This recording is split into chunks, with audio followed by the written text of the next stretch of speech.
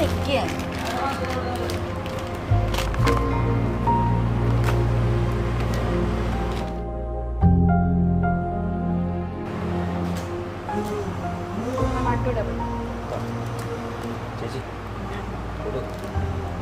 Google പേ.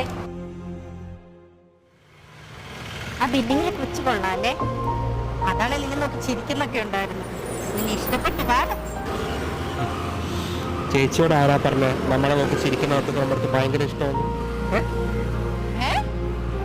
കേറ് വണ്ടി.